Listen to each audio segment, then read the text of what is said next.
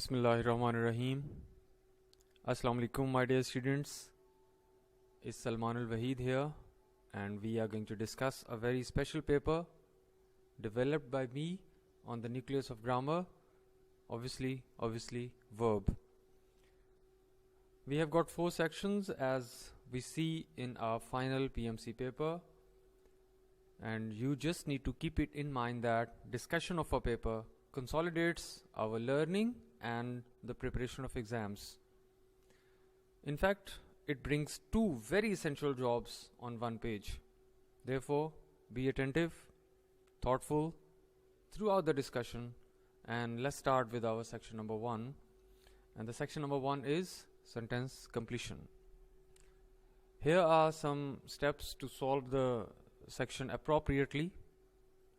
I won't discuss them anymore because they have already been elaborated with their all psychological utility on my YouTube and website platforms. So we just need to move ahead towards MCQ number 1. ज़रा मीठे और धीमे अंदाज में हम पूरे paper को solve करने का मेथड भी एंड तक समझ चुके होंगे. इस पोर्शन में वोकैबुलरी का नॉलेज टेस्ट होता है और वर्ड्स की right application at the right places वो आपकी टेस्ट होती है. इसलिए सेंटेंस को ज़रा तरीके से पढ़ना बहुत ज़रूरी है और इसलिए पढ़ना कि आपको उसका मतलब समझ आए. कॉन्शियसली आप सेंटेंस को रीड करना शुरू करेंगे और अल्फ़ा को उठा के उस एम्प्टी और ब्लैंक जो स्पेस है उसमें पुट करेंगे और फिर सेंटेंस को पढ़ेंगे ताकि कुछ ना कुछ मीनिंग ज़रूर समझ आए. शूटिंग हर सन आ हिनोस ग्लांस, तो इतनी कोई ख़तरनाक खौफनाक बात हो नहीं सकती. अगर माँ अपने बेटे पे नज़र डाल रही है तो हम बीटा पे जाएंगे, रिप्रोचफुल पे आएंगे. रिप्रोचफुल का मतलब है डांटना डपटना और वो चीज़ जिसमें सर्जनिश होती है. रेप्रीमेंड को भी कहते हैं, चेस्टाइज को भी कहते हैं. The mother made it clear that texting during driving was not appropriate. So right option is beta. इसमें कोई दूसरी राय नहीं है, ज़्यादा लंबी बात करने की भी ज़रूरत नहीं है. MCQ number 2. As his chances of success became more and more desperate, he ventured on a step whereby he hoped to work potently on the pacific desires of his parents. Venture का मतलब है एक नया mission शुरू करना. यहाँ पे एक नया स्टेप लिया जा रहा है एक बंदे की तरफ से. उसकी कोई इतनी ज़्यादा सक्सेस के लिए उसके चांसेस उसके पास नहीं हैं, लेकिन फिर भी वो बंदा अपने पेरेंट्स की डिज़ायर पे एक काम को करना चाहता है मिशन बना के. So venture would be the best option. Beta is the right choice. MCQ number 3. One of those picture children often reproduced in advertising leaflets and the photogravure Charlie is the right option. ये हमारी book का knowledge भी test हो रहा है. ये lesson number 15 है शायद. इसका बुक 1 का लेसन नंबर 15 है, उसका चार्ली राइट ऑप्शन यहाँ पे है. Okay. MCQ number 4. One of those, ये तो करेक्ट हो गया हमारा 3. नंबर 4 अब आ गया आपके सामने.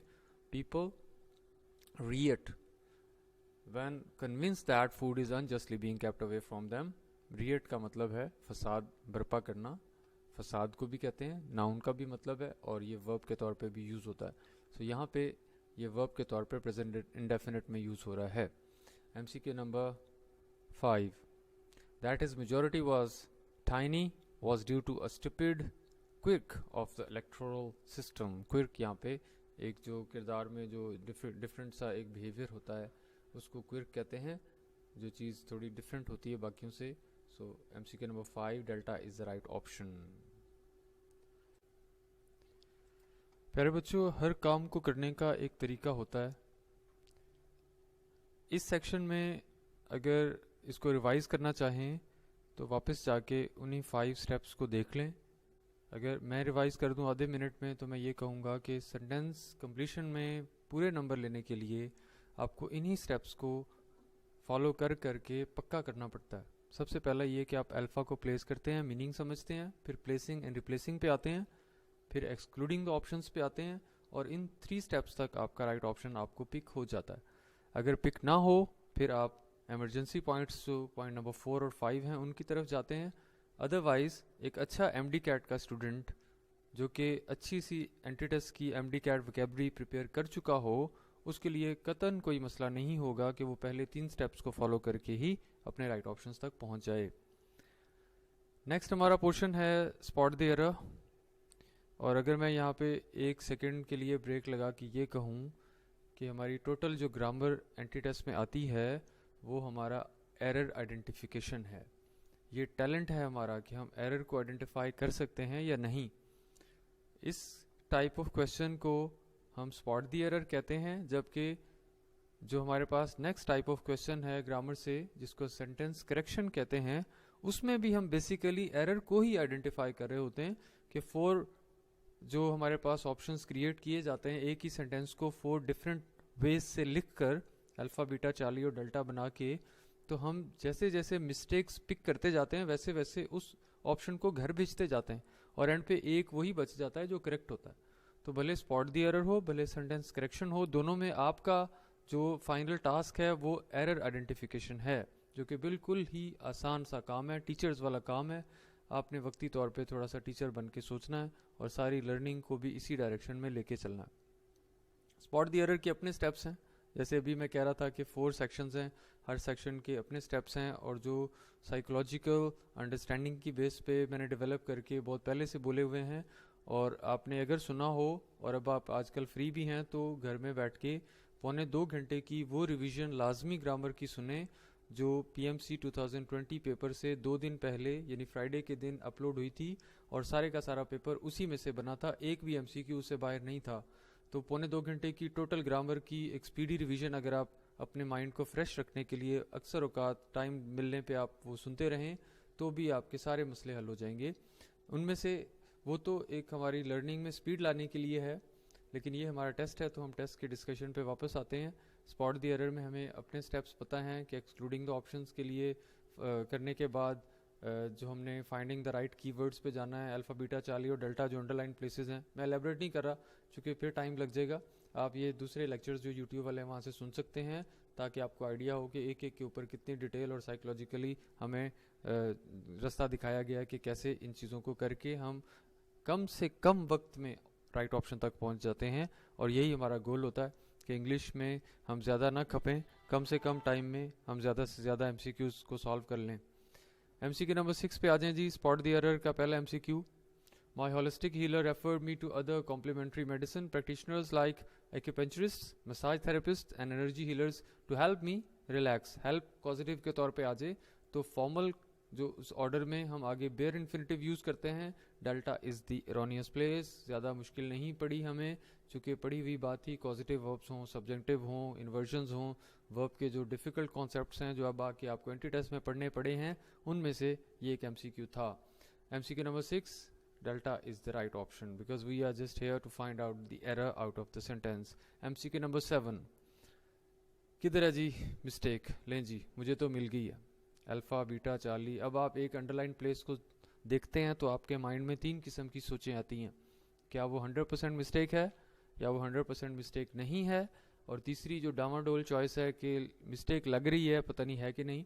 तो इस तीसरी चॉइस को भी हंस बना के हम यूज़ कर सकते हैं। अदरवाइज़ हमारा सारा नॉलेज जो है वो एक चीज़ को 100% मिस्टेक कहने या 100% उसको मिस्टेक ना मानने पे ही रुकना चाहिए। सो यूज़ टू से पहले बी की फॉर्म आई हुई यहाँ पे और यूज़ टू के बाद वर्ब की 4th फॉर्म आनी चाहिए, इसलिए यहाँ पे क्या लगाएंगे? अटैकिंग लगाएंगे। केमिकल ग्रामर में सारी डिटेल मौजूद है कि यूज़ टू को एज अ की वर्ड मान के आप इसके 3 रूल्स प्रिपेयर करते हैं, उनमें से ये सेकेंड रूल है। और यूज़ टू से पहले बी की फॉर्म आ जाए तो उसके बाद जेरेंडिव नाउन यानी 4th फॉर्म यूज़ करते हैं, जिस तरह लुक फॉरवर्ड टू के बात करते हैं। MCQ number 7 done, delta is the erroneous place. MCQ number 8,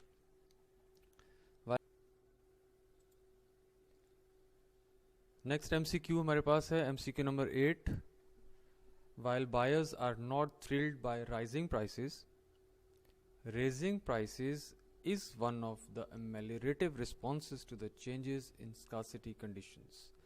raising prices में हमारे पास जो raising है वो सब्जेक्ट वर्ड है, prices उसका पोस्ट मॉडिफायर है, इसलिए raising को देख के हम आगे वर्ब सिंगुलर लगाएंगे और is आएगा।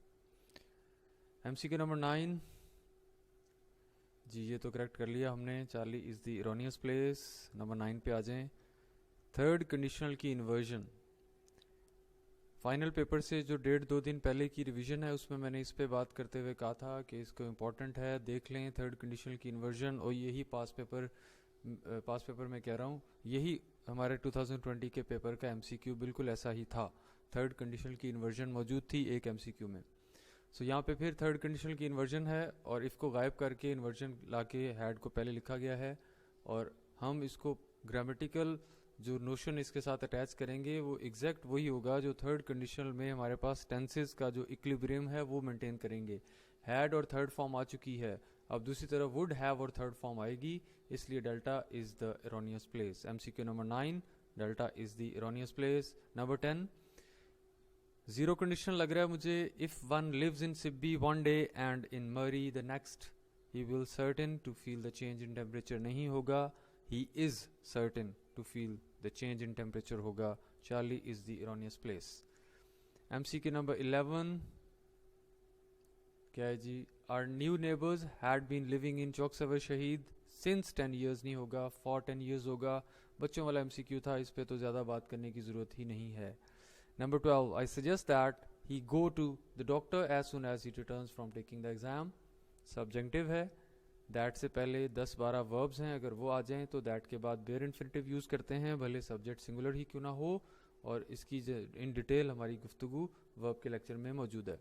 सो ये केमिकल ग्रामर से तो इजीली आप ये सारा कुछ प्रिपेयर कर सकते हैं। MCQ number 12 done, beta is the erroneous place. Number 13, rumors that he had been suspended had swept across the center 2 weeks ago, but the shopping center's management company refused to। इसका मतलब है आगे कहीं मसला नहीं है, मसला फिर इधर ही है, दोनों हैड आए हुए हैं, जबकि एक ज़्यादा माजी में काम हुआ, दूसरा माजी करीब में हुआ। तो माजी करीब में जो काम होगा उसको पास इंडेफिनिट में बोलेंगे, जो माजी बईद में या माजी ज़्यादा पुराने वाले में होगा तरतीब के मुताबिक, वो पास परफेक्ट में होगा। आप खुद सोचें, rumors that he had been suspended had swept across the center। अब इनमें से कौन सा काम हुआ होगा?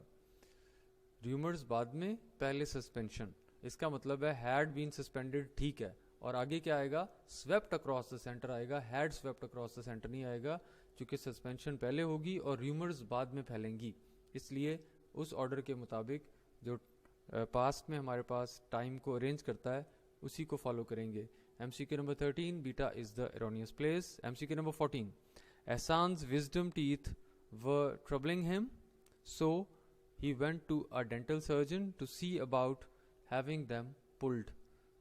ये है हमारे पास कॉजिटिव वर्ब। हैव के बाद जब समथिंग हो तो वर्ब की थर्ड फॉर्म लगाते हैं, हैव के बाद समवन हो तो बेयर इन्फिनिटिव इस्तेमाल करते हैं। नेक्स्ट है हमारे पास नंबर 14 के बाद है नंबर 15। नंबर 15 एमसीक्यू में सभी का had better change, had better के बाद वर्ब की पहली फॉर्म आती है। शुरू में ये एमसीक्यू पकड़ा गया इसलिए कीवर्ड के साथ जुड़ा हुआ था, बहुत इजी बात है। नंबर 16 कहाँ पहुंचे जी? ये फिर मुझे लग रहा है कंडीशनल आ गया है यहाँ पे। इफ़ वाला सेंटेंस शुरू हुआ, इफ़ जैसे ही आपके माइंड में आपके सेंटेंस के सामने आए आपके रोंगटे खड़े हो जाने चाहिए, और 8 रूल्स इफ़ से रिलेटेड माइंड में फ़ौरन उजागर हो जाएं, और उन्हीं से रिलेटेड कोई ना कोई एमसीक्यू होगा। पहले 3 कंडीशनल्स हैं, नंबर 4 पे जीरो कंडीशनल है, नंबर 5 पे प्रेजेंट विश है, नंबर 6 पे पास विश है, नंबर 7 पे इफ़, एज दो और वुड दैट का वर्क के साथ कॉम्बिनेशन है पास सब्जेक्टिव में, और लास्ट हमारे पास इफ़ की इन्वर्जन है। और एक और बात कि इफ़ के साथ हम दूसरी क्लॉज जब अटैच करते हैं, जो डिपेंडेंट क्लॉज पहले लिखी थी इंडिपेंडेंट बाद में लिखेंगे, तो दरम्यान में कॉमा प्लेस करेंगे। ये 8 और 9 रूल्स बनते हैं इफ़ से रिलेटेड। अब देखें ये कौन से वाला है। If Mary outright Outerbridge would not have seen English officer. अब would not have seen, if वाली क्लॉज में तो वुड नॉट वाली बात ही नहीं है ना। इफ़ वाली क्लॉज में या प्रेजेंट इंडेफिनिट लगता है, या पास्ट इंडेफिनिट लगता है, या पास्ट परफेक्ट लगता है। अब दूसरी तरफ देखेंगे, वुड नॉट हैव इंट्रोड्यूस्ड जो डेल्टा में हमारे पास है, वो अब इसके साथ अटैच करेंगे हम, क्योंकि मिड वाली सारी क्लॉज वो कौन सी है, वो एक डिपेंडेंट क्लॉज है, उसको हम नहीं देख रहे। हम देख रहे हैं if Mary Outerbridge had seen English officers she would not have introduce the game to America. ये इस तरह करके थर्ड कंडीशनल आपका अटैच हो रहा है। तो यहाँ पे बाद वाला डेल्टा वाला ठीक है, लेकिन अल्फा में जो है वो हैड और थर्ड फॉर्म हम यूज़ करेंगे। Okay, if Mary Outerbridge had not seen English, इस तरह करके एडजस्ट होगा। आसान बात है, एलेबरेट करने की इतनी ज़रूरत नहीं पड़ती, जब पढ़ा हुआ सारा कुछ आप वैसे भी रिपीटर्स हैं सारे। Number 17, in the south west corner of the cemetery where the honeysuckle vines have all but covered the grave markers lays the body of the country's greatest war hero. अब बिल्कुल वैसी ही तर्ज पे मैंने फिक्रा बनाया जैसे ब्रुकफील्ड के स्टार्ट में ही एक सेंटेंस मौजूद है. अब लेज नहीं है, ले एक चीज़ को एक जगह पे रखना होता है. ले का मतलब है टू पुट और इसकी फॉर्म्स हैं ले, लेड, लेड. जबकि एक चीज़ वहाँ मौजूद है, एक चीज़ वहाँ पड़ी हुई है. टू रेस्ट के मीनिंग में जब बात करें होंगे तो लाई यूज़ करेंगे, इसलिए लाइज आएगा, LIES, lies the body of the countries greatest war hero. So Charlie is the erroneous place. MCQ number 17. 18 पे आ जाएं. Immediately after the legislators freezed. ये क्या बात हुई? फ्रीज तो होता ही कोई वर्ड नहीं है. फ्रीज, फ्रोज, फ्रोजन होगा यहाँ पे. तो यहाँ पे आप अकॉर्डिंग टू द सेंटेंस आप इसकी फॉर्म को करेक्ट करेंगे. फॉर्म्स पास पेपर का हिस्सा रही हैं, इसलिए फॉर्म्स को प्रिपेयर करना भी ज़रूरी है. ये कोई ज़्यादा मुश्किल बात नहीं है. नंबर 18 में alpha is the erroneous place. Number 19 the final exam along with the term papers have been नहीं आएगा, हैज़ बीन आएगा, चूँकि अलॉन्ग विद, टुगेदर विद और बिसाइड्स और ये जो हमारे पास प्रपोजिशनल पोस्ट मॉडिफायर्स हैं वो सारे नॉन एसेंशियल होते हैं. ये S1 वाला रूल अप्लाई हो रहा है. हम एग्ज़ाम को देखेंगे और इसकी वजह से हैज़ बीन लगाएंगे. कोई बच्चों वाली बात थी. बाकी दूसरी बात फॉलो हो रही है. देखें यूज टू वाला रूल भी मौजूद है कि यूज टू से पहले बी की फॉर्म आ गई है, इसलिए यूज टू के बाद ING वाली फॉर्म यूज हो रही है. बी की फॉर्म का मतलब कोई भी बी की फॉर्म हो, चाहे बीन भी क्यों ना लगा हो, is, am, are, be, being और बीन, इन सब में से कोई भी आ जाए यूज टू से पहले तो हम वर्ब की फोर्थ फॉर्म लगाते हैं. लेकिन अगर वो मशीनरी का फंक्शन हो तो फिर वर्ब की फर्स्ट फॉर्म ही लगी रहने देते हैं. नंबर 19 डन जी. Charlie erroneous place. Number 20 please. MCQ number 20. In her record collection there are several recordings हैं. here और there ये adverbs हैं. इनसे जब सेंटेंस शुरू होता है तो जो कॉम्प्लीमेंट वाली प्लेस पे नज़र आने वाली चीज़ है वो हमारा सब्जेक्ट होती है.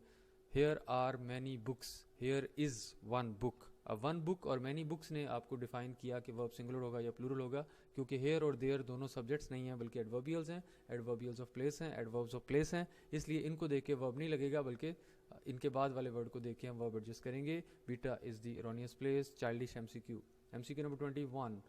फिर इफ़ वाला फिक्रा आ गया. देखते हैं कि कौन सा कंडीशनल है, कौन से वाले रूल्स में से है. If the speed limit had not been reduce the number of highway fatalities would not have fallen. Delta is the erroneous place. Third conditional फिर आ गया यहाँ पे. MCQ number 22. मैनी या बॉक्स बिल्कुल करेक्ट है. मैनी के बाद सारा कुछ सिंगुलर होता है, नाउन भी, वर्ब भी, पोजेसिव प्रोनाउन भी. तो यहाँ पे वर्ब जो है वो प्लूरल लिखा हुआ है, इसलिए हैज़ आएगा. इसका मसला भी हल हुआ. Childish MCQ number 23. इफ फिर आ गया. If any singer of the constitution was to return to life for a day his opinion of amendments would be interesting. अब ये कंडीशनल्स में भी एक फर्दर जो भी मैंने बात की है कि इफ़, एज दो और वुड दैट के साथ जब एक स्पेकुलेटिव बात होती है, जब एक सब्जेक्टिव फीलिंग होती है तो पास सब्जेक्टिव इस्तेमाल करते हैं. और पास सब्जेक्टिव में वॉज वर्ब में से वर सेलेक्ट करेंगे, चूंकि वर बेर फॉर्म है, बेर इन्फिनेटिव टाइप फॉर्म है जिसके साथ जो टेंस शो नहीं हो रहा. तो जिस तरह इज एम आर की bare infinitive form base form वो बी है, इसी तरह वॉज वर्ब में से जो बेस फॉर्म है वो वर है, और हैज़ हैव में से जो बेस फॉर्म है वो हैव है. ये बहुत बातें पहले हो चुकी हुई हैं.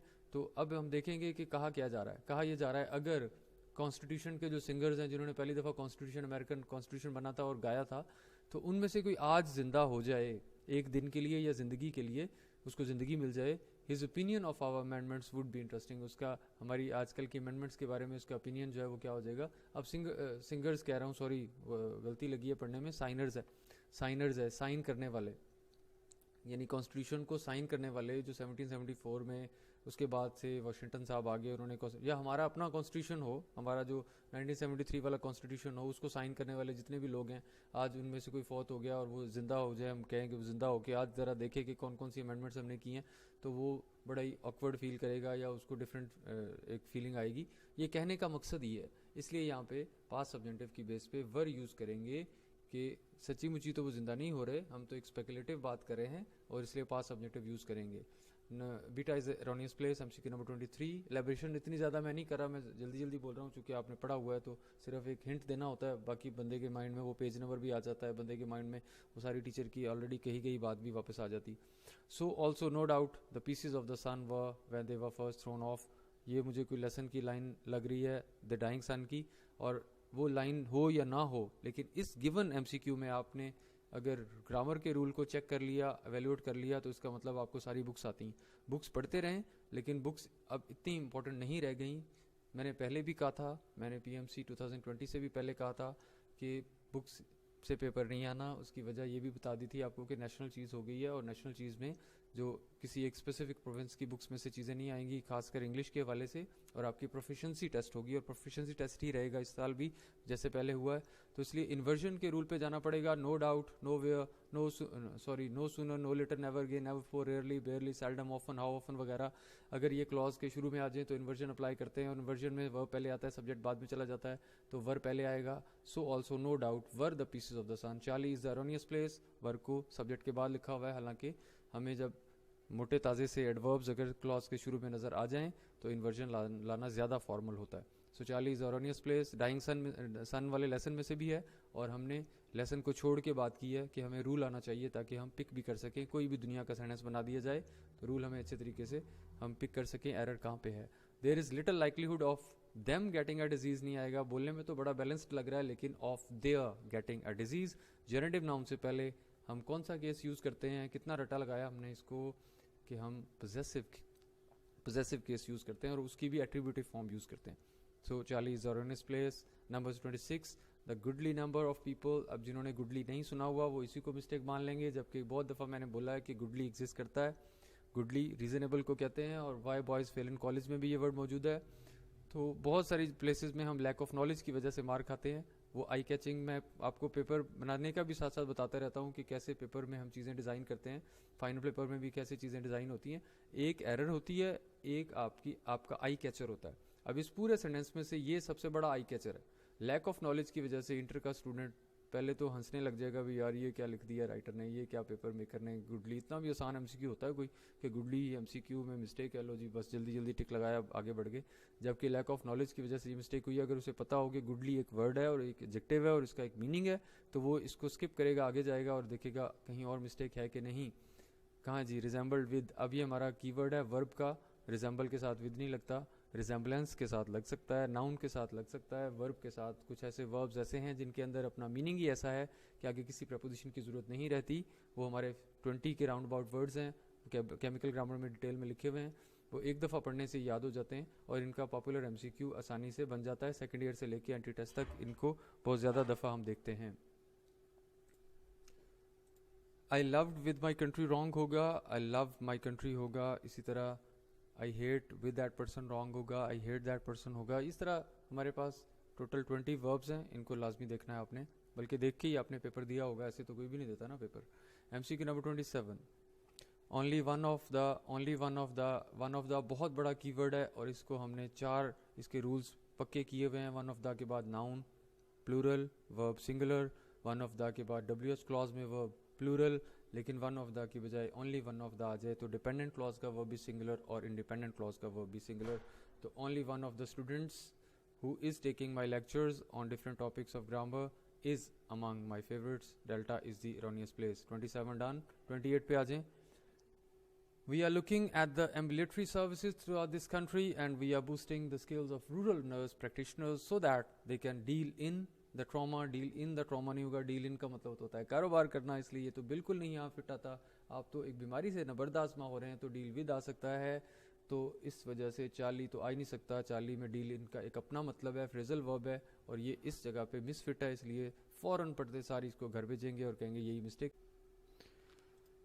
नेक्स्ट हमारे पास है एमसीक्यू नंबर 29, जिसमें उन वर्ब्स की वैल्यूशन हो रही है जिनके बाद अगर ऑब्जेक्ट ना हो तो हमें रिफ्लेक्सिव प्रोनाउन लगाना पड़ता है। इसको मैंने अपने प्रोनाउन के लेक्चर में इन डिटेल इस पे बात की है कि कुछ वर्ब्स ऐसे होते हैं जो 2 धारी तलवार होते हैं। वो किसी और की तरफ भी इशारा कर सकते हैं ऑब्जेक्ट के लिए, या फिर उनको अगर ऑब्जेक्ट ना हो तो इन्फॉर्मेशन को कंप्लीट करने के लिए आपको रिफ्लेक्सिव प्रोनाउन लगाना पड़ता है। इसकी वो स्लाइड में सामने लेके आता हूँ। एब्सेंट, रिज़ाइन और रिवेंज और अडॉप्ट, पुश, एजुकेट, एक्सर्ट, ये वो वर्ब्स हैं जिनके बाद अगर ऑब्जेक्ट ना हो तो इन्फॉर्मेशन मिसिंग फील होती है, और इसलिए या तो आगे आप रिफ्लेक्सिव प्रोनाउन लगाते हैं या फिर आप ऑब्जेक्ट लिखते हैं। इन दोनों में से एक काम आपको करना पड़ता है। इसकी एग्जांपल्स में फॉर एग्जांपल ये आई एब्सेंटेड फ्रॉम द क्लास क्यों रॉन्ग है, क्योंकि आप एज अ टीचर किसी और को भी क्लास से खारिज कर सकते हैं।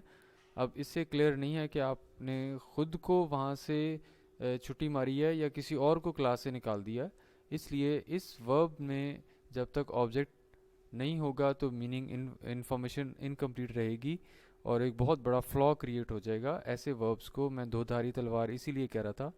इस तरह हम इनको टैकल करते हैं। और इस वाली सेंटेंस में जिस तरह इसको कंस्ट्रक्ट किया गया है, इसमें delta is the erroneous place, चूँकि पता नहीं लग रहा कि आपने किसको एजुकेट किया है। Educated, I educated my class, my students. अगर ऑब्जेक्ट नहीं है तो फिर वापस बात उसी सब्जेक्ट की तरफ लानी पड़ती है जो पीछे मौजूद होता है। पीछे आई है तो इसलिए माई सेल्फ की तरफ जाएंगे, पीछे यू होता तो योर सेल्फ, और अगर ही होता तो हिम सेल्फ, शी होता तो हर सेल्फ लगाते। ये लॉजिकल बात है, हम इसको रट्टे लगाते रहते हैं, जबकि ये चाइल्डिश सी एक लॉजिकल बात है। इस सेक्शन का लास्ट एमसीक्यू है स्पॉट द एरर का, और इसमें हमें कुछ ज़्यादा सिर्फ रीडिंग देनी है और रीड करके यूं फील करना है कि यार ये मिस्टेक तो सामने पड़ी है, चूँकि हमारा कीवर्ड यहाँ पे मौजूद है एज और एज हों या सो और एज हों, दोनों के दरमियान में डिग्री एडजेक्टिव और एडवर्ब की पहली डिग्री लगती है। इसलिए Charlie is the erroneous place, इसमें भी कोई ज़्यादा मसला नहीं था। ये पोर्शन हमारा, ये सेक्शन पूरा हुआ। नेक्स्ट सेक्शन है हमारे पास सेंटेंस करेक्शन का, और करना हमने वही काम है जो पहले कर रहे थे कि एरर आइडेंटिफाई करनी है। अब इसके अपने स्टेप्स हैं, और इन स्टेप्स में सबसे पहला ये है कि वर्टिकल रीडिंग करें और बेस्ट एवर विजुअल रीडिंग करें लाइव की। और मैं कहता हूँ ये पूरा पेपर जो एंटी टेस्ट का कंप्लीट पेपर है, सारे सब्जेक्ट्स मिला के, ये वो एरिया है पूरे पेपर का 200 एमसीक्यूज़ का, ये वो एरिया है जिसमें आप पूरे पेपर की ट्रेनिंग कंप्लीट कर सकते हैं कि पेपर को पढ़ा कैसे जाना चाहिए। तो विजुअल रीडिंग, आपने आंख से जो रीडिंग करनी है उसको बेस्ट एवर बनाने के लिए, इससे ज़्यादा प्रैक्टिस के लिए और कोई क्वेश्चन नहीं होगा, जिसमें आपने एक ही सेंटेंस को 4 टाइम्स लिखा गया डिफरेंट वेज से, उसको पिक करना है कि कहाँ कहाँ पे डिफरेंसेस आ रहे हैं। जैसे ही आप ये पिक करेंगे तो आपका माइंड कंपैरिजन करेगा, और कंपैरिजन के ज़रिए वो खुद ही एक्सक्लूड करता जाएगा। अगर उसमें नॉलेज है तो खुद ही घर भेजता जाएगा, एरर्स को भी, ये भी इसको भी घर भेजो, इसको भी घर भेजो, और एंड पे एक ही करेक्ट सेंटेंस बच जाएगा जिस पे आपने टिक लगाना है। सो 31st है MCQ number 31, if reduced flow will occur in the arteries. तो मुझे लग रहा है कि इफ़ वाले सेंटेंसेस को फ़ौरन ही मैं माइंड में ले आऊँगा, और मुझे लग रहा है ये फर्स्ट कंडीशनल है, तो दोनों तरफ, एक तरफ मॉडल है दूसरी तरफ मॉडल है, इस तरह नहीं हो सकता। एक तरफ फ्यूचर इंडेफिनिट होता है तो दूसरी तरफ प्रेजेंट इंडेफिनिट होता है।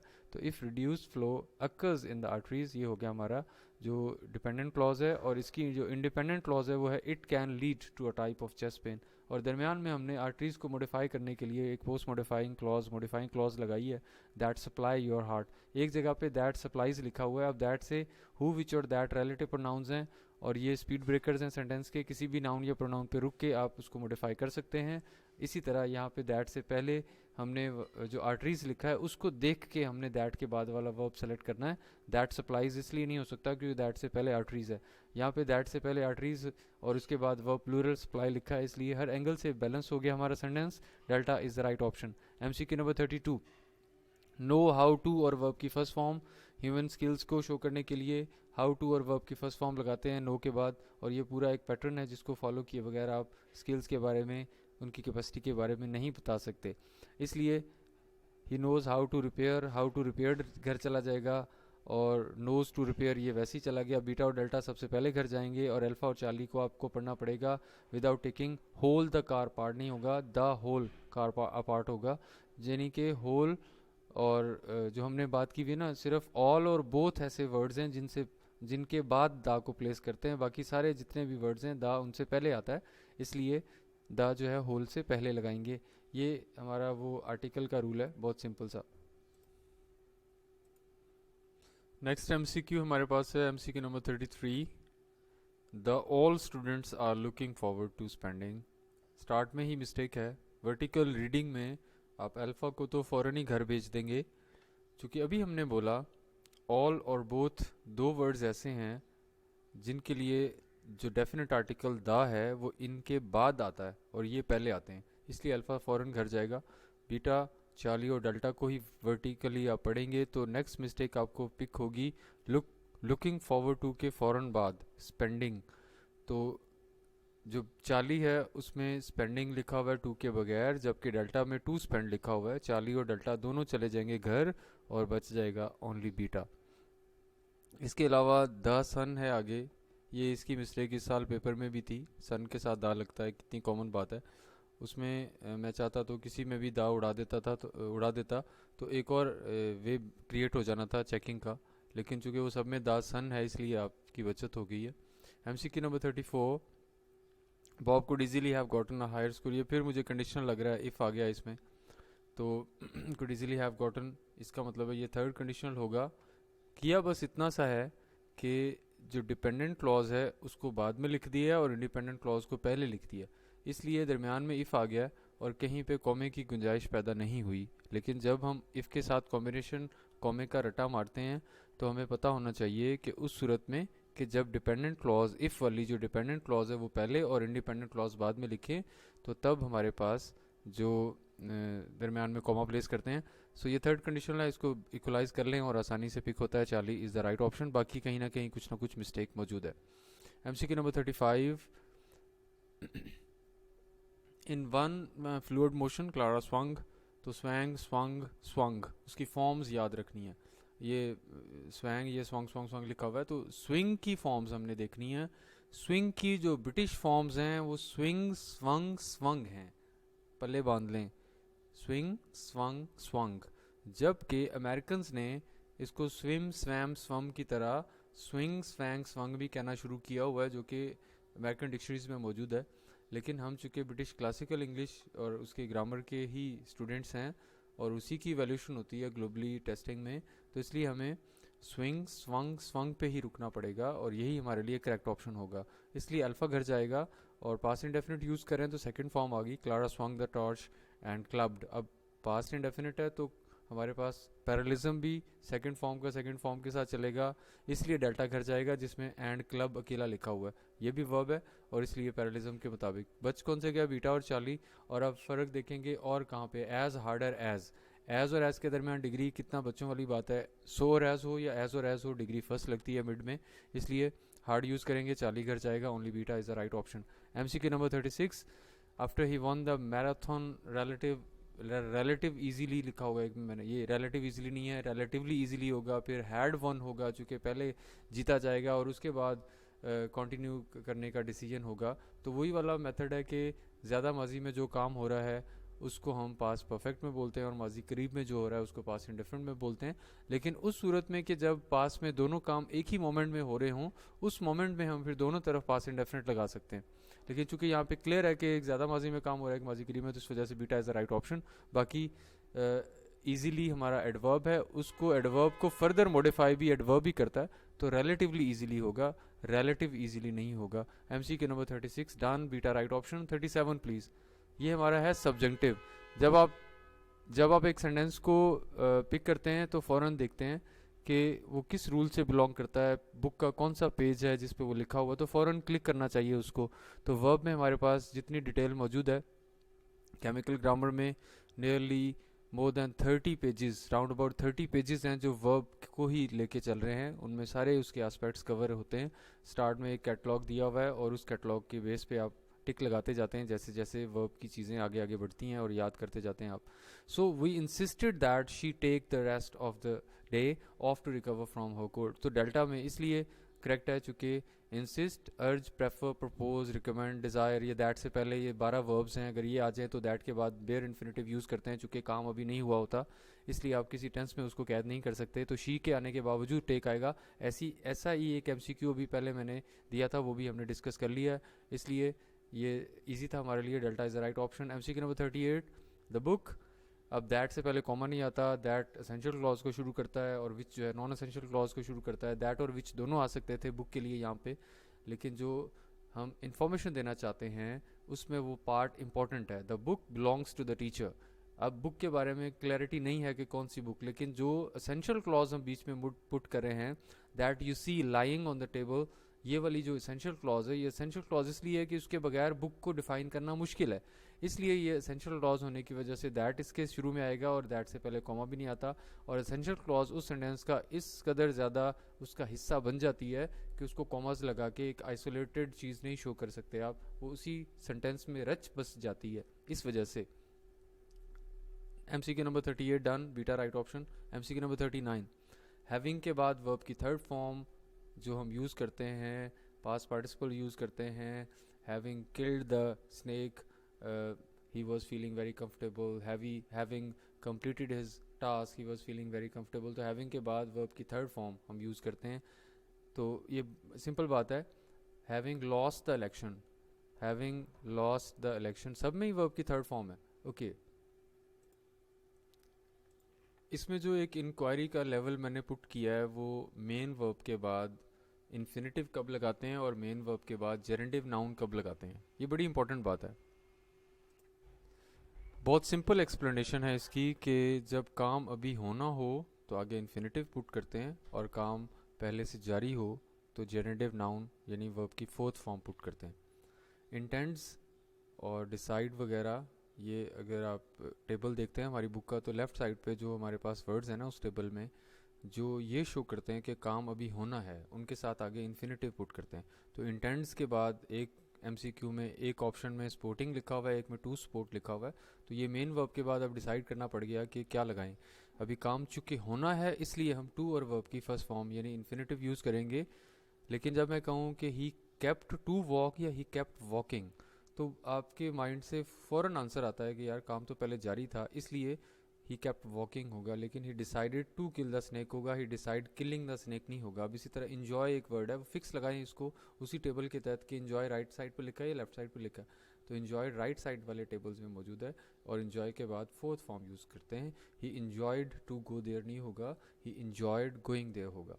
सो एक बड़ा इशू है जिसको हम एक एमसीक्यू से रिवाइज भी करें याद भी करें.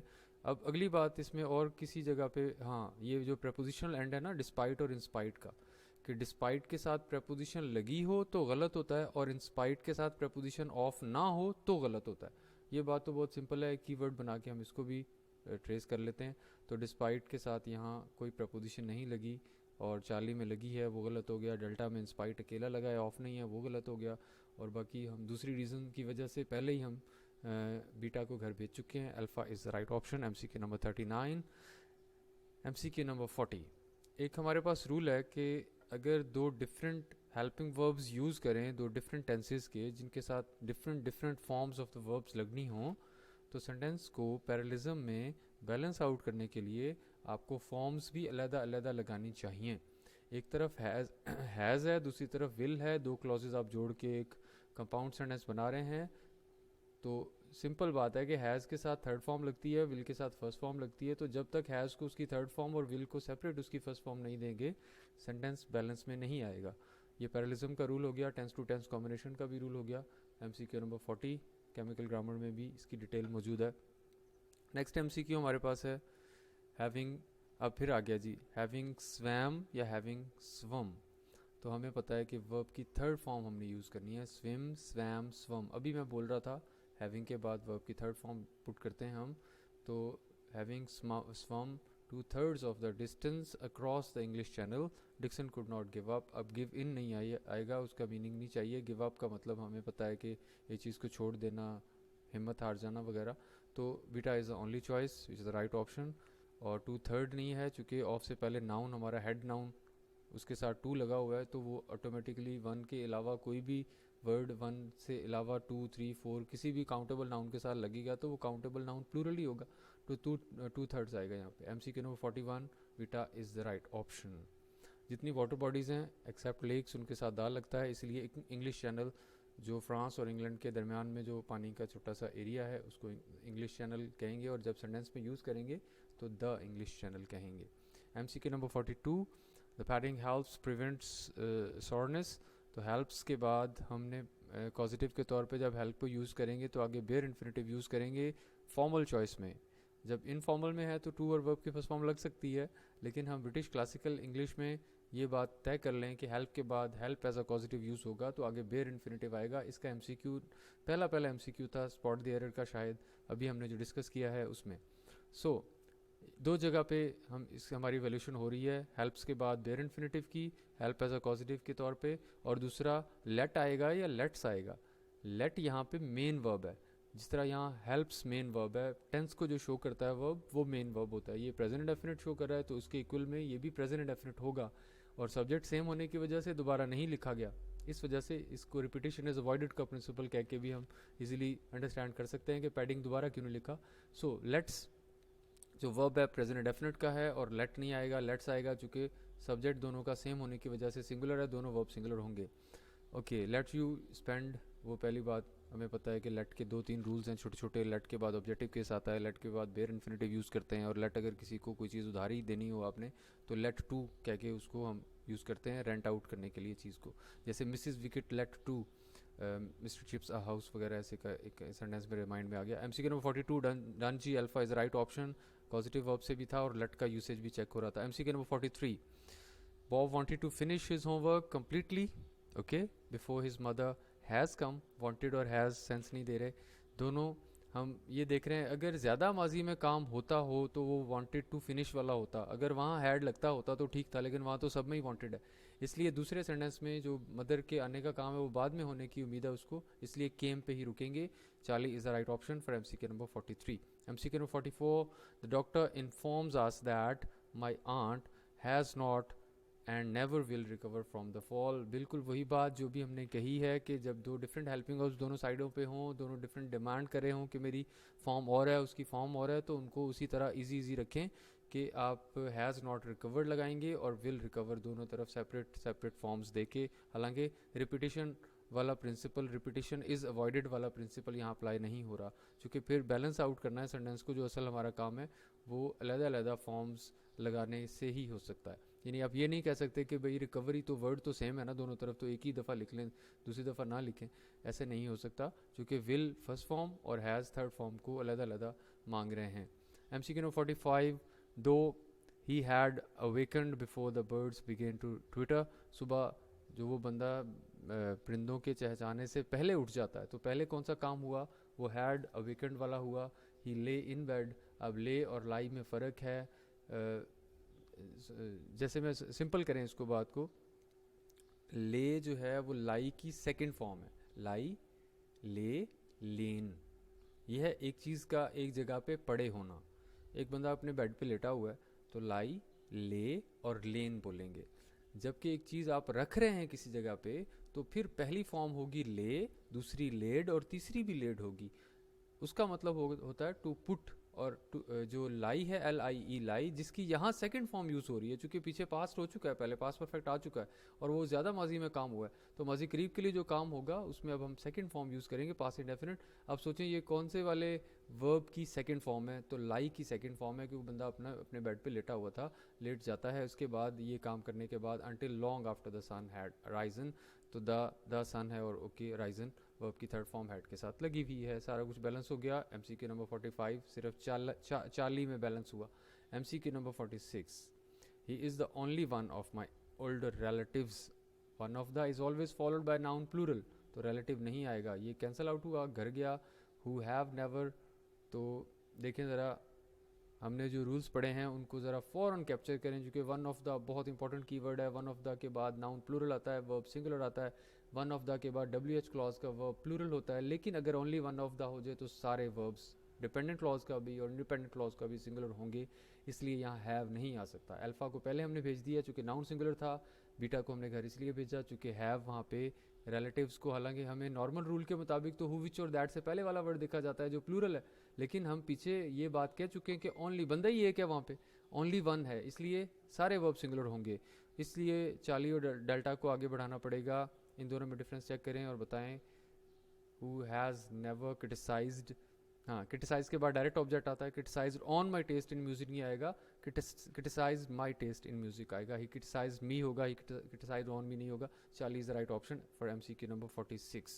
ओके 47 जी, फिर वही बात आ गई, she never has done and she never will do any work, delta is the right option.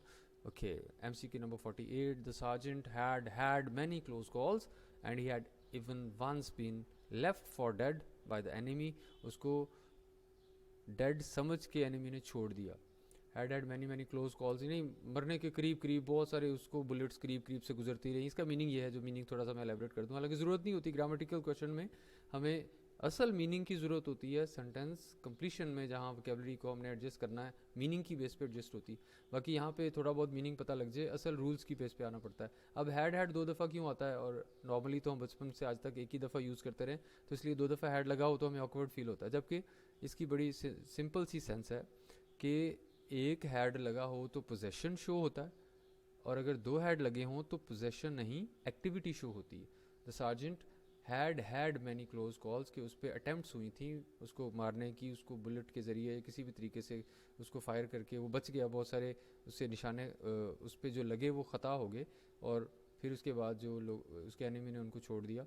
सो अब बीन उसको छोड़ा गया, पैसिव सेंस है, एक जगह पे एक्टिव भी ऐड किया था मैंने, even once left for dead by the enemy, तो पास इंडेफिनिट या एक्टिव वॉइस यहाँ यूज़ ही नहीं होना, क्योंकि उसको पैसिव सेंस मिल रही है, वो काम डूअर नहीं है बल्कि उसकी तरफ काम हुआ जा रहा है, उसको छोड़ा गया है, उसने नहीं किसी को छोड़ा, इसलिए चाली भी कर जाएगा। और alpha is the only choice which is right option. MCQ number 49, I enjoy eating in good restaurants. ठीक है, अब हमें यूँ लगता है यहाँ पे गोइंग आना चाहिए, भाई आ भी सकता है, लेकिन जब हम गोइंग वाले सेंटेंस में आते हैं तो वहाँ मिस्टेक किसी और जगह पे है। I enjoy eating in good restaurants and going the theatre, going to the theatre आना चाहिए, क्योंकि वो प्रपोजिशन वहाँ पे रिक्वायर्ड है, उसके बगैर हम डायरेक्ट नहीं कह सकते। गोइंग थिएटर, चलता हुआ थिएटर मीनिंग बन जाएगा, वो गलत हो जाएगा। I enjoy to eat in good restaurants go to, ये भी गलत हो गया चूँकि पैरेलिज्म नहीं है। अब मैं समझाता हूँ कि अल्फ़ा क्यों ठीक है। ये दो डिफरेंट इंडिपेंडेंट क्लॉजेज हैं, एक कंपाउंड सेंटेंस है। अब इसको इस तरह बोले, I enjoy eating in good restaurants and I go to the theatre afterwards. अब ये इस तरह है, रिपीटिशन इज अवॉइडेड की वजह से हमने आई दोबारा नहीं लिखा, अदरवाइज दोनों प्रेजेंट इंडेफिनिट के सेंटेंसेस हैं, ये फ्रेज नहीं है। अगले वाला मेन वर्ब गो है, और इन्जॉय और गो इस तरह करके हम कंपाउंड सेंटेंसेस को कह के आगे बढ़ रहे हैं। MCQ number 49 alpha right option. MCQ number 50, while I was little नहीं है, व्हेन आई वॉज लिटल है। My parents always made me walk, make के बाद जब समवन हो तो वर्ब की फर्स्ट फॉर्म, समथिंग हो तो भी वर्ब की first form bare infinitive use करते हैं। ये पॉजिटिव वर्ब्स में सेकंड नंबर पे या पहले फर्स्ट नंबर पे लिखा हुआ है, तो इसको भी आपने रीड करना था। 5 हमारे पास पॉजिटिव्स हैं, और मेक के बाद हर सूरत में जब make as an action verb नहीं बल्कि as a positive verb use हो रहा हो, तब हम इसके बाद बेयर इन्फिनिटिव यूज़ करते हैं। क्योंकि एक्शन वर्ब और पॉजिटिव वर्ब में डिफरेंस ड्रॉ करना हमें आना चाहिए। आई मेड अ प्लान, ये एक एक्शन वर्ब है, लेकिन I made my brother work, अब ये एक पॉजिटिव वर्ब है, चूँकि आप अपने भाई से काम ले रहे हैं और इसमें आप कॉज बन रहे हैं, आप पॉजिटिव सब्जेक्ट हैं, आगे आने वाला मेन वर्ब पॉजिटिव वर्ब है, आप जिससे काम ले रहे हैं वो ऑब्जेक्ट की जगह पे पड़ा है। MCQ number 50 delta right option. MCQ 51, this man has carried out a cowardly attack. इस सेंटेंस का ताल्लुक है रीडिंग सेंस के साथ, कि अगर आप इसको सही तरीके से बैलेंस्ड वैसे पढ़ते हैं ना, तो खुद ही मैं जैसे पढ़ूंगा ना आपको पिक हो जाएगा कि थोड़ा डिफिकल्ट लगा आपको पढ़ने में, आप इसमें चीज़ों को नहीं पिक कर पाए, डिपेंडेंट क्लॉज को सही पिक नहीं कर पाए। अब मैं बताता हूँ, this man has carried out a cowardly attack on an elderly woman who he knew would not be able to defend herself. अब ही न्यू को उड़ा दें, ये जनरल क्लिशेस हैं जो जनरली बोलते बोलते I know, you see, he knew ऐसे करके बोल दिए जाते हैं। ये एक डिपेंडेंट सा एक वो क्लॉज है डिपेंडेंट सी, जो कि ऐसे ही बीच बीच में बातें बोलते बोलते हम कम्युनिकेशन में गैप्स को फिल करने के लिए बीच में लगा देते हैं। असल सेंटेंस है who would not be able to defend herself, और कोई भी हुम लगा के आप सब्जेक्ट नहीं बना सकते, हुम तो ऑब्जेक्टिव केस है। जिसने हुम वाले सेंटेंस को क्लिक किया है उसने सही तरीके से उसको रीड ही नहीं किया कि ही न्यू वहाँ पे क्या कर रहा है। ही न्यू को एक्सक्लूड करें और फिर सेंटेंस को पढ़ें, फिर पिक होगा आपको कि beta is the only right option. MCQ number 52, they all asked him questions as if he was soon some kind of prophet and encyclopedia combined, more even than that, most even than that नहीं आएगा, more even than that, than आ गया ना तो second degree लगाएगी, much more most तो second degree आएगी, more ऊपर पहले पहले में मोस्ट लगा हुआ, तो ये फॉरन पिक होने वाली बातें। For they like its answers dished out as a joke. अब इट्स की बजाय ज़्यादा प्रेफरेबली ये था कि यहाँ हिज होता, लेकिन चूंकि सब में इट्स है इसलिए आप इसको सोचने की आपको ज़रूरत नहीं है। एक में देर है, देर हो नहीं सकता चूंकि बंदा जिससे सवाल पूछे जा रहे हैं वो एक बंदा है, आस्क्ड हिम क्वेश्चंस है, एक बंदे से सवाल पूछे जा रहे हैं तो उसी ने जवाब देना था। Charlie is the right option for MCQ number 52। 53 जी, England had burned her fire in her own grate again. अब इंग्लैंड के लिए या किसी भी कंट्री के लिए जो आपको अपीलिंग लग रहा हो और उसके लिए आप हर यूज़ कर सकते हैं, दुश्मनों के लिए नहीं, लेकिन जो मतलब पॉजिटिव वे से आप कंट्रीज़ के लिए हर यूज़ कर सकते हैं। इवन एक वो जगह जहाँ पे आके लिटरेचर और लिंग्विस्टिक्स आपस में मर्ज करते हैं ना, वो एक पैरलिज्म है और एक ये वाली बात है कि आप मून लाइट को भी हर कह सकते हैं कि रात को आपको मून लाइट बहुत प्यारी लग रही है और बड़े प्यारे अंदाज से वो कमरे के अंदर आ रही है किसी विंडो से, तो आप उसको हर कह के बोल सकते हैं। लिटरेचर यहाँ पे थोड़ा सा अपना रोल प्ले करता है कि एस्थेटिक्स में जो चीज़ आपको अपील करती है उसको आप हर के साथ बोल देंगे। MCQ number 53 done, delta right choice. MCQ number 54, no sooner sentence के शुरू में आ गया तो मुझे पता है इन्वर्जन होनी चाहिए। No sooner, no later, never again, never before, rarely, barely, seldom, often, how often और इसके अलावा कोई भी मोटा छोटा एडवर्ब सेंटेंस के शुरू में आ जाए तो इन्वर्जन अप्लाई करना ज़्यादा फॉर्मल है। इसलिए बीटा और चार्ली दोनों घर जाएंगे, चूँकि वी आस्ट फॉरन इन्वर्जन है ही नहीं, इनमें अल्फा और डेल्टा को आगे पढ़ेंगे। अब नो सूनर के साथ कॉम्बिनेशन किसका होता है? दैन का होता है, सबको रट्टा लगा हुआ है। No sooner than, delta is the right option. Hardly scarcely का कॉम्बिनेशन किससे होता है? व्हेन से। तो इसलिए ये सेकंड क्लॉज आ रही है, ही जंप्ड इनटू इट, और वैसे भी जंप्ड इन इट लिखा हुआ है, जंप्ड एक फेज से दूसरे फेज में ट्रांसफॉर्मेशन हो रही है, इसलिए इनटू लगाना था। Delta is the right choice. MCQ number 55, Ahmad got up and began rummaging through the refrigerator, eventually seizing on a plate plied with pizza slices, congealed into an amorphous lump that resembled with, तो घर जाएगा resembled with, हमने क्या करना है, इसका chart डालना है, क्योंकि रिजेंबल उन वर्ब्स में शामिल है जो खुद अपने तौर पे ऑब्जेक्ट को दावत देते हैं कि भाई आओ जी डायरेक्ट मुझसे कनेक्ट हो जाओ, मुझे किसी फर्दर प्रपोजिशन की ज़रूरत नहीं है। मैरी भी उन्हीं में शामिल है जो पॉपुलर है, और लव, हेट वगैरह बहुत इजी सारे के सारे हमारी बुक में लिखे हुए हैं। MCQ नंबर 55, बीटा में सीजिंग है। सीज होता है एक मशीन का रुक जाना, सी वाला सीज एक मशीन का जैम हो जाना, रुक जाना काम करने से, वो सी वाला सीज है। जबकि आप किसी को पकड़ लें, जकड़ लें, किसी का बाजू रोक लें, वो सीज जो है वो जकड़ लेना, रुक जाना, ये वाले मीनिंग के साथ बोला जाएगा। Eventually seizing on a plate piled with pizza slices, उसने उसको गिरफ्त में ले लिया। गिरफ्त में लेने के लिए जो मीनिंग आता है वो एस से सीजिंग शुरू होता है, जबकि गाड़ी या किसी भी मशीन का इंजन रुक जाए, जैम हो जाए, तो उसको सीज कहते हैं। So delta is the right option for MCQ number 25 नहीं है, 55 है। लें जी, ये पोर्शन भी कंप्लीट हो गया। ज़्यादा हम लेबरेटिव नहीं हो रहे, बड़े आराम से बात करके, ज़्यादा मैं भी नहीं खपना चाह रहा, ना ही आपको खपा रहा हूँ। बस जनरल डिस्कशन जिस तरह होता है उस तरह करें। लर्निंग का आउटकम यही है कि हम प्यार मोहब्बत से बात करके धीमे से समझ लें कि क्या कुछ हमने अब तक कमाया है। कोटेशन बच्चों वाला MCQ लग रहा है। ट्रेपिडेशन नर्वसनेस को कहते हैं, इम्पिंजमेंट टकराने को, ठोकर वगैरह को। सैनिटेशन पता है, आसान वर्ड है। Dictum is the right option for quotation. Dictionary से देखें ना कोई साउंड भी तो जुड़ी रही होती है ना। कॉल को कहते हैं, किसी की बात को कहते हैं, साइटेशन को कहते हैं, रेफरेंस को कहते हैं। तो उसी तरह dictum is the right option for MCQ number 56। लेकिन जब इस रफड़ में आते हैं ना वोकेबलरी वाले में, तो एक बात ज़रूर माइंड में रखें कि आप कर क्या रहे हैं, कि आप सिनोनिम्स ढूंढ रहे हैं कि आप एंटोनिम्स ढूंढ रहे हैं। कई बच्चे सिनोनिम्स वाले पार्ट में भी एंटोनिम्स ढूंढ रहे होते हैं और एंटोनिम्स वाले पार्ट में सिनोनिम्स ढूंढ रहे होते हैं, क्योंकि वो लीड इन जो स्टेटमेंट है ऊपर वाली उसको सही तरीके से पढ़ ही नहीं रहे होते। इस वजह से भी बहुत सारे बच्चे मिस्टेक कराते हैं। इसलिए कीनली ये देखें कि MCQ में क्या पूछा जा रहा है। वल्नरेबल का मतलब होता है जो चीज़ ख़तरे में हो, जैसे children are vulnerable to so many viruses, तो वल्नरेबल। अब इसमें हमारे पास प्रिडिक्टेबल नहीं होगा, हिनोस नहीं होगा, हमारे पास है जो चीज़ ख़तरे में हो, ये नहीं जो चीज़ ख़तरा पैदा कर रही हो। हिनोस वो ख़तरनाक चीज़ है। मिनिसिंग जो चीज़ ख़तरा पैदा कर रही हो, और मिनिस्ड ये वर्ब की थर्ड फॉर्म ऑब्जेक्टिव जिस पे ख़तरा मंडला रहा हो। अब ये हमारे दोनों MD कैट वर्ड्स हैं, इसीलिए उनको भी साथ वैल्यूट कर लिया हमने, वल्नरेबल के साथ जोड़ना था। तो मिनिस्ट would be the right option for MCQ number 57। MCQ number 58, jest का मतलब है वेसिटी। वेसिटी वर्ब को कहते हैं, इलेक्ट्रिटी को कहते हैं, एंथुसियाज्म को कहते हैं, इम्पेटस को कहते हैं, गैल्वनाइजेशन को कहते हैं। Okay, next MCQ। अब एंटोनिम्स आ जाएंगे शायद, ये तो इसका राइट ऑप्शन था। एंटोनिम्स में 2 MCQs मैंने डाले हैं। 59 रिएट, अभी हमने एक MCQ में सेंटेंस कंप्लीशन में देखा था, और people react when they are told कि जी खाना नहीं मिलेगा उनको, तो ऐसा कुछ सेंस थी जिसको सेंटेंस में मैंने कंप्लीट किया। 59 में रिएट है, रिएट के लिए क्या जी राइट ऑफ कंपोजर। एंटोनिम ढूंढ रहे हैं, देखें फ़ौरन पिक हो कि वही ढूंढ क्या रहे हैं आप एक एंटोनिम ढूंढ रहे हैं, और रिएट का एंटोनिम है कंपोजर, कि आप रिलैक्स हैं, आप कोई फसाद फड्डा वो वाली चीज़ ही नहीं है, तो कंपोजर रिलैक्सेशन को कहते हैं।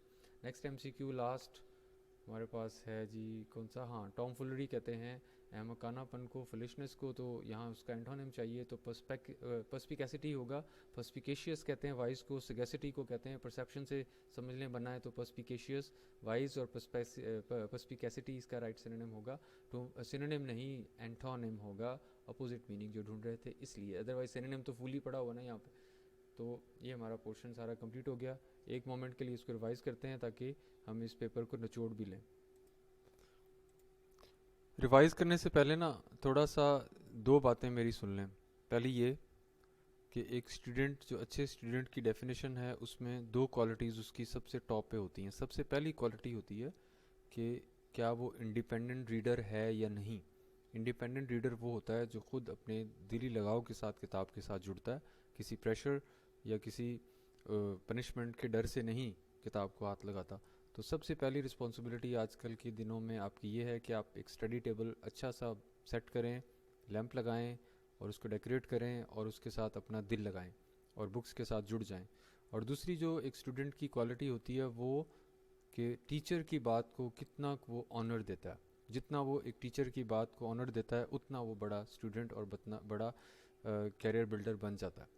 सो इसलिए पहली बात तो मैंने कह दी कि आप इंडिपेंडेंट रीडर बनेंगे। दूसरी बात के तहत अगर मैं थोड़ा सा और एलेबरेट कर दूं कि उन्हीं टीचर्स जिनकी वजह से आप गाइडलाइन लेके आगे चलते हैं, उनमें से मेरी थोड़ी सी गाइडलाइन सुन लें कि आप फ्री हैं, आप पूरी ग्रामर को वक्तन फ़वक्तन कवर करना चाहते हैं। तो एक उस वक्त ऐसे होता है कि पेपर से पहले एक रिवीजन स्पेशल हमारी होती है, तो वो इस दफ़ा ऑनलाइन सेशंस की वजह से वो मैंने डाल दी यूट्यूब के ऊपर, तो वो आप इजीली सुन सकते हैं। आप 1.25 घंटे स्पेंड करें हेडफोन लगा के, रात को तसल्ली से बैठ के सुने, आपको शार्पनेस भी फील होगी, आपको रिवीजन भी फील होगी, आप फ्रेश भी हो जाएंगे ग्रामर से रिलेटेड। तो उसको हर फोर्टनाइट, हर 15-14 डेज़ के बाद एक दफ़ा सुन लिया करें और फिर उसमें इम्प्रूवमेंट्स आती जाती हैं और इम्प्रूव होती जाती है बात। तो इसलिए ये बात इंपॉर्टेंट है। और फिर ये हमारी बुक है केमिकल ग्रामर 5th एडिशन, जो स्पेशल है इस दफ़ा, वो आ चुका हुआ है। इसको एक्वायर कर लें वेबसाइट विज़िट करके ना, तो वहाँ से सारा मेथड दिया हुआ है। बाकी चीज़ें छोड़ें, लेकिन अब ज़रा पहले हम 1 से लेके 60 तक आए थे, अब 60 से वापस रिवर्स गियर लगाते हैं। टॉम फुलरी का मतलब पता लग गया, हम इसका एंटोनिम ढूंढ रहे थे, पर्सपिकेसिटी हो गया, रियट का एंटोनिम ढूंढ रहे थे, कंपोजर हो गया। फिर उससे पहले सिनोनिम्स थे। जेस्ट का मतलब हमें पता है एंथुजियाज्म है, वाइविसिटी है। वल्नरेबल कहते हैं जिस चीज़ पे ख़तरा मंडला रहा हो, इसलिए मिनिस्ट होगा, जबकि मिनिसिंग तो ख़तरा पैदा करने वाली चीज़ होती है। और इससे पहले हमारे पास था कोटेशन, डिक्टम राइट ऑप्शन था उसका, और ये हमने कहा इसमें रिजेंबल के साथ विद नहीं आता। सीजिंग के दो पेयर्स हैं, पेयर ऑफ वर्ड है बेसिकली। सीजिंग सी से होगा तो मशीनरी का रुक जाना काम करने से, और एस से होगा तो एक चीज़ को गिरफ्त में ले लेना, एक चीज़ को जकड़ लेना। नो सूनर के साथ इन्वर्जन है, बहुत आसान, और कॉम्बिनेशन दैन का था। और इंग्लैंड के साथ हमने यहाँ ये कहा कि हर लगाया है, क्योंकि बाकी और किसी जगह पे हिज तो आ ही नहीं सकता, या इट्स आ सकता है या हर आ सकता है, हिज बिल्कुल किसी सूरत वंस भी नहीं आ सकता। तो यहाँ पे अगर इट्स वाली चॉइस में आप जाते हैं तो इधर इट्स है और साथ ही हिज लिखा हुआ है, तो ये दो भी एक ही सेंटेंस में एक ही वर्ड के लिए दो तो यूज़ नहीं हो सकते ना, इसलिए वो भी घर गया, ओनली डेल्टा बचना था इसमें। 52 में हमने देखा कि इसमें क्या चीज़ थी, देख लेंगे आप इसको ज़रा गौर से। हाँ, मोस्ट दैन नहीं था, मोर दैन था। फिर इससे पहले एज इफ़ ही वर था, वॉज नहीं था, ये डेल्टा में वॉज लिखा हुआ है, चूँकि एक स्पेकुलेटिव बात है इसलिए वर आएगा। इफ़ एज दो वुड दैट के साथ काम ना हुआ हो, एक अनफुलफिल्ड डिज़ायर हो, एक इनकम्प्लीट होप हो, तो उस सूरत में हम पास सब्जेंटिव की बेस पे वर लगाते हैं। ओके, 51 में हमने देखा कॉवर्ड अटैक नहीं होगा, कॉवर्डली अटैक होगा। नाउन है अटैक और उसको एडजेक्टिव चाहिए, और एडजेक्टिव हमने नाउन के साथ एल वाई लगे तो एडजेक्टिव बनता है, एडजेक्टिव के साथ एल वाई लगे तो एडवर्ब बनता है। कॉवर्ड एक खुद नाउन है, माइजर एक खुद नाउन है, इडियट एक खुद नाउन है, इसलिए इनके साथ अगर आप एल वाई लगाएंगे तो ये एडवर्ब्स नहीं बनेंगे, ये एडजेक्टिव्स बनेंगे, और कॉवर्डली एडजेक्टिव बनेगा यहाँ पे ये। और अटैक के बाद डायरेक्ट ऑब्जेक्ट आता है, अटैक के बाद अगर as a main verb attack को इस्तेमाल करें तो फिर डायरेक्ट ऑब्जेक्ट आता है, अमेरिका अटैक्ड इराक। अब ऑन इराक नहीं होगा, लेकिन यहाँ पे मज़े की बात है कि क्यों आ रहा है ऑन, इसलिए कि अटैक यहाँ एज अ नाउन यूज़ हो रहा है। इस वजह से, जैसे हमने पहले कहा है कि वर्ब के तौर पे बहुत सारे वर्ब्स हैं जो बार बार मैं बोल रहा हूँ जिनके बाद प्रपोजिशन नहीं आती, वो 25 के करीब होंगे, मैक्सिमम 25 के करीब होंगे। हमारी बुक में जितने रेंज है ना वो बहुत ज़्यादा है, तो उसको एक नज़र मार लें। लेकिन साथ ही ये बताया अगर ये नाउन बन के आए, I have a great love for my country. अब यहाँ लव के बाद फॉर आ चुका है, प्रपोजिशन आ चुकी है, लेकिन जब आप कहते हैं I love with my country, अब रॉन्ग है, चूँकि वहाँ पे वर्ब है। आई लव माई कंट्री होगा तो डायरेक्ट होगा, बिल्कुल सही होगा, चूँकि मेन वर्ब है, इस वजह से कोई प्रपोजिशन आएगी। लेकिन एज अ नाउन यूज़ करेंगे तो फिर आएगी। रिजेंबलेंस के साथ विद आएगा, लेकिन रिजेंबल के साथ नहीं आएगा, एज अ वर्ब नहीं आएगा, एज अ नाउन आ सकता है। तो ये बातें बड़ी सिंपल हैं। एमसीक्यू नंबर 50 में हमने देखा कि वाइल और व्हेन में डिफरेंस देखा, फिर उसके बाद मेक एज अ कॉजिटिव, उसके बाद बेयर इन्फिनेटिव आता है। 49 में इन्जॉय के बाद ईटिंग है, लेकिन वहाँ पे हम आगे गो टू द थिएटर कर रहे हैं, चूँकि दो इंडिपेंडेंट क्लॉज हैं। ये इन्जॉय के पैरेललिज्म में गो आ रहा है, ईटिंग के पैरेललिज्म में गोइंग नहीं आ रहा। ये डिटेल मैंने बात कर दी। और यहाँ पास्ट इंडेफिनिट क्या लगना था, यस ये वो बात थी ना कि हैड क्यों आ रहा है, एक्टिविटी है इस वजह से आ रहा है। और दूसरी तरफ पैसिव वॉइस या एक्टिव वॉइस में से सिलेक्शन थी, तो वंस बीन लेफ्ट है, इस वजह से पैसिव वॉइस यूज़ करेंगे, क्योंकि उसको वहाँ उन्होंने डेड समझ के छोड़ दिया। डेड एक एडजेक्टिव है, डाई डाइड डाइड वो वर्ब है। ये भी एमसीक्यू पास पेपर में आ चुका हुआ है। ये इसको मैं डिस्कस नहीं कर रहा, ये बात हो चुकी है। ये भी आसान था। वन ऑफ द बहुत इंपॉर्टेंट है, 4 इसके रूल्स हैं, इनको पिक करके रखें। वन ऑफ द के बाद नाउन हमेशा जो प्लूरल आएगा वर्ब सिंगुलर आएगा, लेकिन वन ऑफ द के बाद डब्ल्यूएच क्लॉज में वर्ब प्लूरल आएगा। लेकिन अगर ओनली वन ऑफ द आ जाए तो सारे वर्ब सिंगुलर आएंगे, चाहे डिपेंडेंट क्लॉज के हों चाहे इंडिपेंडेंट क्लॉज के हों। इस तरह करके रट्टे वाली सूरत हाल पैदा हो जाती है, आसान हो जाती है हमारे लिए। दो ही हैड अवेकन्ड बिफोर, एक ज़्यादा माजी में काम हो रहा है, एक माजी करीब में हो रहा है, लेकिन दूसरी तरफ का जो वर्ब है वो आपको याद करना पड़ेगा। ले और लाई में डिफरेंस देखना पड़ेगा।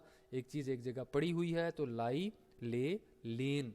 जबकि अगर आप कोई चीज़ रख रहे हैं या कोई भी बंदा कोई डूअर कोई चीज़ किसी जगह पे रख रहा है, टू पुट वाला मीनिंग आ रहा है, तो ले, लेड और लेड यूज़ करते हैं। एमसीक्यू मौजूद है पास पेपर्स में भी, इसलिए कुछ वर्ब्स ऐसे हैं जो पेयर्स इतने स्ट्रॉन्ग पेयर्स बनाते हैं, जैसे हैंग है, हैंग, हैंग्ड, हैंग्ड होता है फांसी के लिए, और हैंग, हंग, हंग होता है कोई चीज़ किसी जगह पे लटकी हुई हो तो ये दो डिफरेंट हमारे पास यहाँ पे भी सिनेरियो मौजूद है।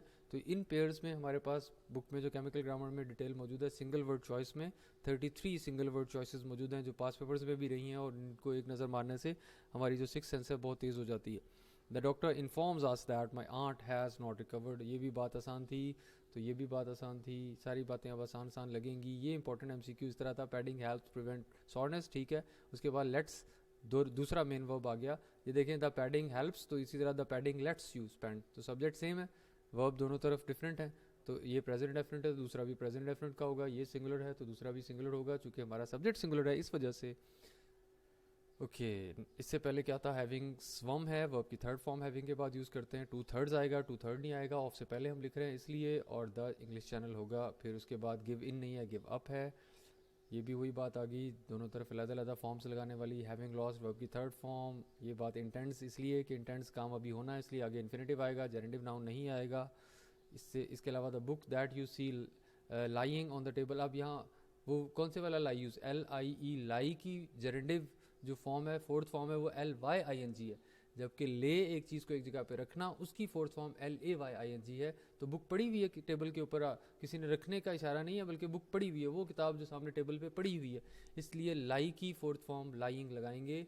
इस वजह से ये वाला अब याद हो जाना चाहिए। इंसिस्ट के बाद, अर्ज के बाद, prefer, propose, recommend, desire, demand, इनके बाद दैट आ जाए, दैट क्लॉज के बाद उस दैट क्लॉज में बेयर इन्फिनेटिव यूज़ करते हैं। इससे पहले ये छूट गया। Okay 36, after he one the marathon, relative easily नहीं आया, रिलेटिवली इजीली आना है। हैड वन है, माजी ज़्यादा माजी है, तो इस वजह से हैड ही वन भी ख़त्म हो जाएगा। सो ये आसान था, याद आ रहा होगा अब आपको कि जो जो हमने पढ़ा है। क्लारा स्वंग आएगा, स्विंग, स्वंग, स्वंग याद किया इसमें। हार्ड एज, हार्डर एज गलत है, एज हार्ड एज होता। ये कंडीशनल है हमारे पास, कौन सा कंडीशनल नंबर 3 है। कंडीशनल्स पूरे कंट्री में, जिस तरह मुझे पता है कि अगर आप यूनिवर्सलाइज करते हैं ग्रामर को कि भाई ये पूरे कंट्री वाइड, इस दफ़ा भी 2020 में भी गाइडलाइन बड़ी क्लियर थी पेपर मेकर्स को कि भाई जो जो पूरे कंट्री में ग्रामर के जनरल सेंटिमेंट्स और जनरल जो अप्रोच है पढ़ाई जाती है उसको टच करें, एक्टिव वॉइस पैसिव वॉइस को टच करें, पंचुएशन को टच करें। ज़्यादा डिफ़िकल्ट चीज़ें बनाने की ज़रूरत नहीं है, चूँकि बलूचिस्तान, KPK और बाकी जो प्रोविंसेस हैं जहाँ लिटरेसी रेट लो है, जहाँ इतनी ज़्यादा एकेडमीज़ नहीं हैं, इतनी ज़्यादा फ्लो ऑफ मनी नहीं है इस फील्ड में, वहाँ पे आप जो टीचिंग क्वालिटी है वो भी डल थोड़ी कम होती है, तो इस वजह से बच्चों को इतना नॉलेज नहीं होता। तो पूरे कंट्री के लिए एक पेपर बनाना हो तो ऐसी चीज़ें सामने रख के पेपर बनता है। लुक फॉरवर्ड के बाद फोर्थ फॉर्म आती है और 2 के साथ आती है, 2 के बगैर नहीं आती। और इसके अलावा क्या था इसमें, और द सन वो भी हमने कह दिया, और ऑल और बोथ से पहले द हम पुट नहीं करते, ऑल और बोथ के बाद पुट करते हैं। बाकी सारे वर्ड से हम पहले पुट करते हैं, जिस तरह होल से पहले पुट करेंगे, यहाँ पे यही एमसीक्यू मैंने दिया होल के बाद देके, तो होल से पहले और ऑल और बोथ के बाद द आएगा। नो हाउ टू और वर्ब की फर्स्ट फॉर्म, ये तो बचपन से पढ़ते आ रहे हैं। फिर इस तरह ये फर्स्ट कंडीशनल था, इफ़ रिड्यूस फ्लो अकर्स है तो आगे कैन और फर्स्ट फॉर्म आएगी, बैलेंस कर देंगे। ये हमारा पोर्शन था सेंटेंस कंप्लीशन नहीं सॉरी, सेंटेंस करेक्शन का, जिसमें हम सेंटेंस जो करेक्ट वाला ऑप्शन था उसको पिक करे थे। एज और एज के दरमियान फर्स्ट डिग्री, बच्चों वाली बात। एजुकेटेड उस दो धारी तलवार वाले वर्ब में से शामिल है जिसके बाद अगर ऑब्जेक्ट ना हो तो रिफ्लेक्सिव प्रोनाउन लगाना पड़ता है। उसकी एग्जांपल्स देखी हमने। फिर डील इन होता है कारोबार करना, जबकि यहाँ तो आप एक बीमारी से नबरदाजमा हो रहे हैं तो डील इन नहीं आएगा। फिर इसी तरह यहाँ पे क्या था, ओनली वन ऑफ द है तो वर्ब इज आएगा, सिंगुलर आएगा, आर नहीं आएगा। गुडली करेक्ट है लेकिन रिजेंबल विद रॉन्ग हो गया, वर्ब के तौर पे विद नहीं आएगा। यहाँ पे देयर गेटिंग है, जेरेंडिव नाउन से पहले हम पोजेसिव केस यूज़ करते हैं, जिस तरह आप कहें बुक एक वर्ब भी है, बुक एक नाउन भी है। बुकिंग जैसे आप करवाते हैं, आप कहते हैं हिज बुकिंग ऑफ डेवो बस वॉज कैंसल्ड, तो हिज बुकिंग कहेंगे, ही बुकिंग नहीं कहेंगे। वर्ब की फोर्थ फॉर्म भी नाउन का रोल प्ले करती है, तो नाउन से की तरह उससे पहले भी पोजेसिव केस यूज़ करते हैं, और वो भी एट्रीब्यूटिव फॉर्म वाला। ये भी बच्चों वाली बात थी। No doubt the pieces of the sun, were नहीं आना, नो डाउट एडवर्बियल आ गया शुरू में, इसलिए were the pieces of the sun आएगा। ये हमारी बुक से था। जिनका ये गलत हुआ उन्हें सोचना चाहिए कि वो कर क्या रहे हैं। If any signer of the constitution were to return to life, अगर वो जिंदा हो जाएं आज और ये देखें, जैसे मैं कहूँगा 18वीं सदी का कोई बंदा आज जिंदा हो जाए तो वो दुनिया देख के हैरान हो जाएगा, कितनी टेक्नोलॉजी वाली दुनिया है, तो वहाँ पे स्पेकुलेशन है इसलिए वर लगाएंगे। Many a box, many is always followed by noun singular, verb singular, possessive pronoun singular, जबकि इसका बाइनरी अपोनेंट है आ ग्रेट मैनी, उसके साथ सारा कुछ प्लूरल आता है, तो यहाँ हैज़ बीन आएगा। ओके इससे पहले फर्स्ट कंडीशन आ गया, if the speed limit, third condition है sorry, had not been reduce, तो उसके बाद उसे वुड नॉट हैव फॉलन, ये भी बात रिवाइज हो गई। फिर देयर आर सेवरल रिकॉर्डिंग्स आ गया। फिर उससे पहले the final exam along with the term papers, अब फाइनल एग्जाम को देखेंगे, हैज़ बीन लगाएंगे, अलॉन्ग विद वो प्रपोजिशनल मॉडिफायर्स का ग्रुप है जिनके बाद वाले वर्ड की हैसियत नहीं होती। Prepositional post modifier is always non essential, उससे पहले वाले वर्ड को देखा जाता है। फ्रीज्ड कोई वर्ड नहीं है, फ्रीज फ्रोज फ्रोजन होता है, उसको करेक्ट करेंगे। अब यहाँ पे लाइज आएगा, चूँकि बॉडी पड़ी हुई है, ग्रेटेस्ट वॉर हीरो की लाइज वहाँ पे पड़ी है, किसी ने रखी नहीं है। रखी होती, जैसे कोई बंदा, जैसे हम कब्र में उतारते हैं किसी को तो रख रहे होते हैं, तो उस वक़्त हम यूज़ कर सकते हैं ले, लेड और लेड। लेकिन अगर वहाँ चीज़ मौजूद है, पड़ी हुई है, जिस तरह हमारा लेसन नहीं है हबर्ड वाला, here lies the man who never spoke anything but truth, तो उसमें हमारे पास लाइज है, वहाँ वो उसकी बॉडी पड़ी हुई है। हालांकि जब रखने की बात होगी तो फिर चार बंदे जैसे उतारते हैं कब्र में या उठाया होता है मैयत को, तो वो फिर उस सूरत में हम दूसरे वाला जो यूज़ करेंगे वर्ड ले, लेड और laid. Would not have seen, ये फिर कंडीशनल आ गया, इसको देखेंगे। थर्ड कंडीशनल शायद सबिका had better change, had better की जो है वो प्रेजेंट सब्जेक्टिव है, इसके बाद वर्ब की फर्स्ट फॉर्म लगाते हैं। क्योंकि काम अभी नहीं होता, ऑप्शन दे रहे हैं आप उसको, आपके लिए बेहतर था कि आप ये काम करते। Had better change her study habits if she hopes to be admitted to a good university. Number 14 pulled आएगा, हैविंग के बाद समथिंग आ जाए तो थर्ड फॉर्म आती है। I had my car, paint नहीं आएगा, पेंट्स नहीं आएगा, पेंटेड आएगा, चूँकि कार जो है वो काम नहीं कर सकती, पैसिव सेंस अपेयर हो जाती है, पैसिव वॉइस की में लगती थर्ड फॉर्म है, इस वजह से थर्ड फॉर्म लगती है। Number 13 rumors that he had been suspended swept across the center. I suggest that he go to the doctor. अच्छा इससे पहले our new neighbor had been living in Chowk Sarojit since नहीं आना, for आना है my native town. He will certain to feel the, he is certain to, चूँकि ये zero conditional है इस वजह से हैड थर्ड कंडीशन की इन्वर्जन आ गई, पास पेपर में भी आई हुई है और इस साल पेपर में 20 के पेपर में भी मौजूद थी। he would have made a fortune। इससे पहले नंबर 8 MCQ, आर नहीं आना, इज आना है। रेजिंग, रेजिंग प्राइसेस, प्राइसेस को बढ़ाना, is one of the ameliorative responses to changes in scarcity conditions, के जो बुरे हालात होते हैं उनमें प्राइसेस को बढ़ाना जो है वो अमेलियोरेटिव रिस्पॉन्सेज में शामिल हो जाता है। तो इज़ आएगा यहाँ पे, जिस तरह अब जो हर चीज़ की प्राइसेस बढ़ी खड़ी हैं।